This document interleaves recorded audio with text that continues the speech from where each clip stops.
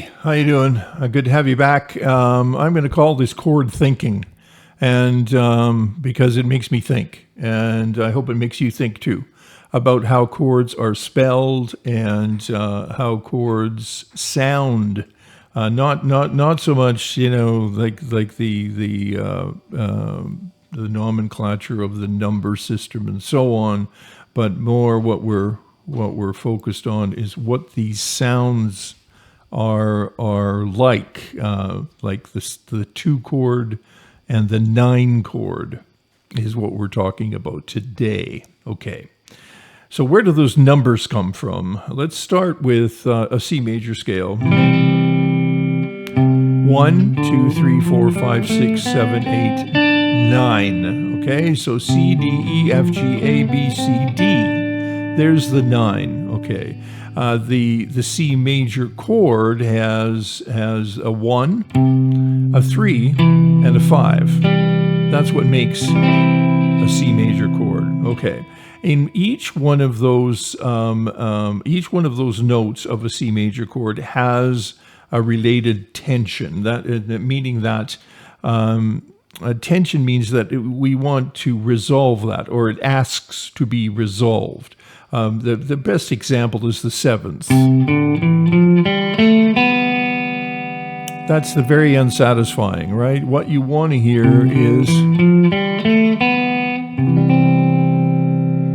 Okay, and each note in the scale, in any major scale, will have a tension or a state of resolution. I mean, obviously, in this key, the C is a state of resolution. If we go up to the 4th, maybe,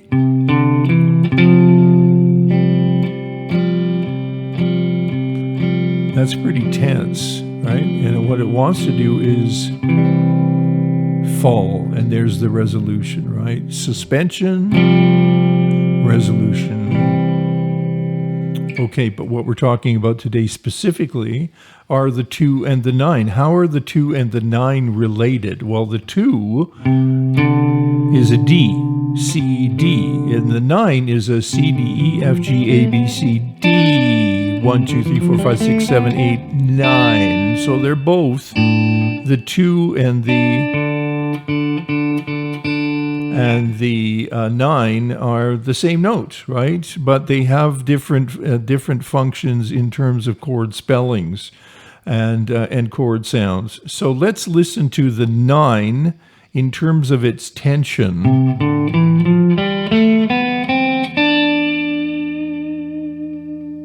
What do you think it wants to do? It wants to fall to the very strong tonic, the very strong 1.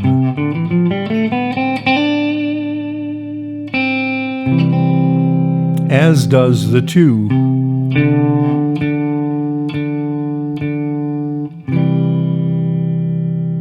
Okay.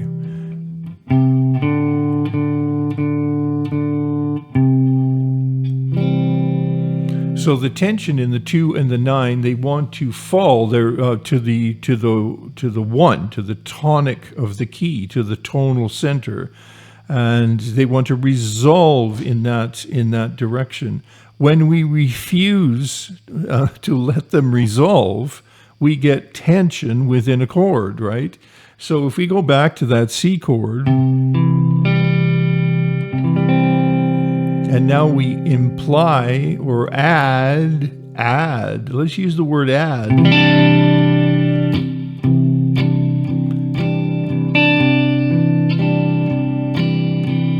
I'm stopping my pick on that 2nd string where that D is, right? This is called the C add 9.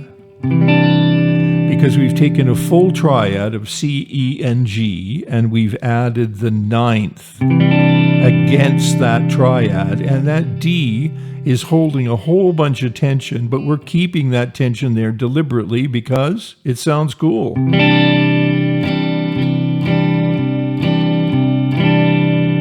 Now, if I add the E on top, right?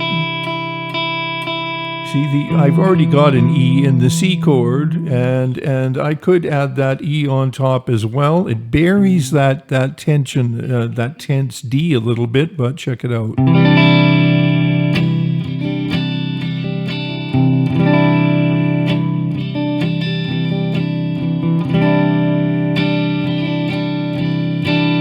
Right? So when we add a ninth, the rest of the chord that we're adding it to is present. The 1, the 3, and the 5 are present. Now, I decided to look this up on the internet and to see what people were saying about chord spellings. You know, you can only learn so much from the internet. Oh boy, what a mess. So anyway. Yeah, there was like 6 different interpretations, right? This is not an interpretation. This is the stuff that was being taught in the 19th century. So now there's the added ninth, and now what we're going to do is look at the 2. Now the 2 has a special function. And it's sort of special because the 2 replaces the 3, right? So here's 1, 3, 5 of a C major chord. But if we want to do the 2 instead, this is going to sound really tense, and it's going to replace the 3. So it's going to kick out the 3 from the C major chord, and that 3 adds cohesion to the C major chord. So this 2 is actually even more tense than the added 9 because when heard against, it's just going to be heard not against a full C major chord, but against only the C and the G of the chord. Here comes, there's the C and the G of the chord, right? Like a power chord, right? C and G.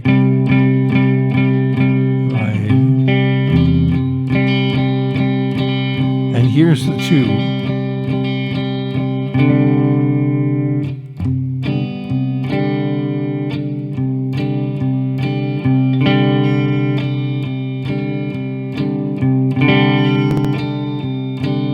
This is the resolution. Now that is the resolution, right? Would you agree that that was a resolution?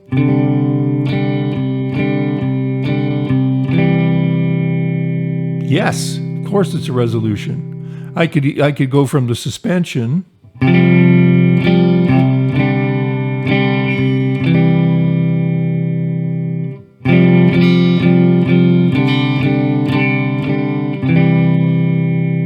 yeah, isn't that pretty?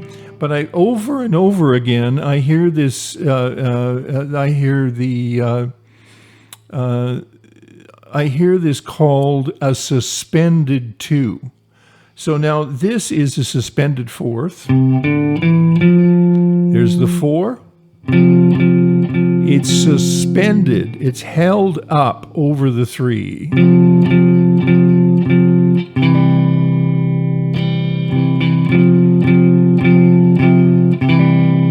That's a suspension. Right? It's suspended over the 3 of the chord. The 2, and erroneously often called a suspended 2, what is it suspended over? Is it suspended over the tonal center? Right? Then you don't. That makes no sense. It's not suspended over the 3. Which is the logical resolution of the 2. Listen. There. That's a satisfying resolution, and it sounds cool. Okay, so we have an add 9 and we have a 2, and take out the word suspended because I don't believe it's suspended. I think that's just, and I did a fair bit of classical harmony training, and I never saw the word suspended 2 ever. Okay, so a 2 chord or an added 9. Now, I'm not going to get into a 9th chord, which is different. A 9th chord has the flat 7 added, and that's going to come, in another topic. I just want to really focus on the 2 and the add 9. Here is another 2 chord, right? D, in the key of D. 1, 2, 3, 4, 5, 6, 7, 8, 9, right? There's the 9, or the 2, right? The because when we take the 9 or the 2, right, and we replace the third of the chord, in this case, in the case of a D, we're replacing the 3, the F sharp, with a 9 or a 2, and we call it again a 2 chord, because the third has been replaced.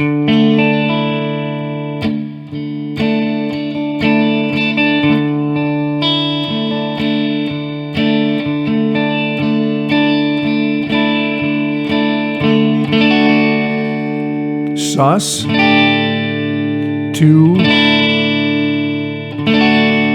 and the 1 chord, right? That's a lovely one there. And then here is another. So I wouldn't call that an add 9. Just because it's on top, it doesn't mean it has to be an add 9. It's the key is it replaces the 3, so we have to call it a 2. Okay, and then. So we have the spelling is a 1, 5, and a 2. How about doing that with an A? Here's my 3. Here's my sus. And here's my 2.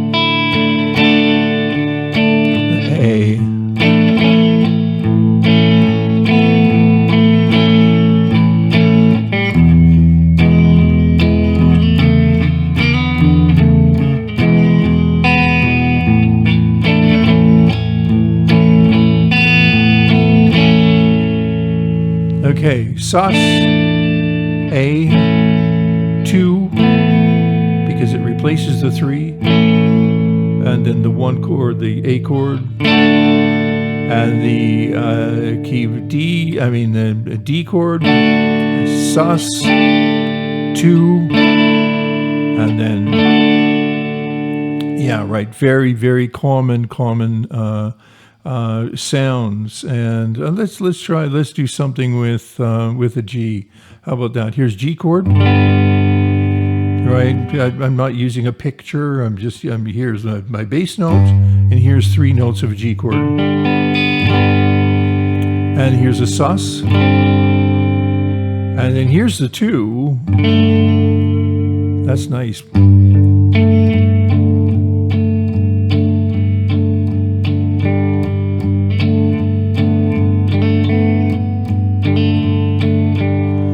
How lovely that tension is. So I guess what this is about is what did I say at the beginning? Chord thinking. Yes, it's starting with knowing the notes of the chord and the notes that of the scale that the chord evolves from, organically grows out of. And those numbers don't just represent a bunch of dumb numbers. Those numbers represent tensions. And so a D in the key of C is a tension, or in other words, if we look at any key, the 9th is a tension that wants to fall to the 1. And the 2 is a tension also that wants to fall to the 1 or resolve to the 3, right? I hear it as resolving to the 3. So call them 9 and 2, but they function differently, and their tonal textures and density are different as well. You'll hear these chords used over and over again.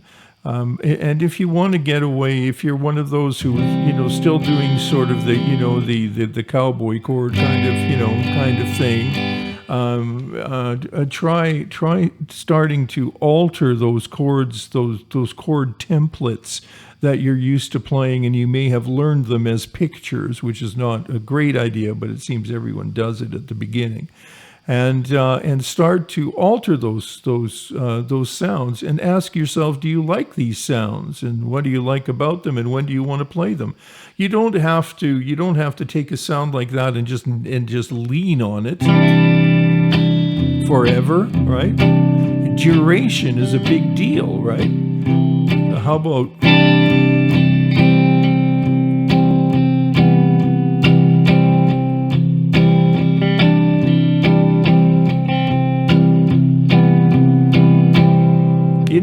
all of a sudden a C chord sounds cool, right? Okay, that's what this is all about. Cool chords, chordal thinking.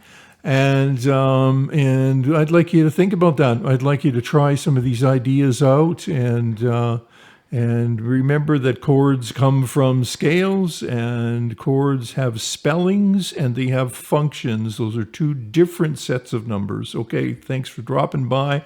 I hope that was a help to you, and I hope you learned some cool chords. See you soon.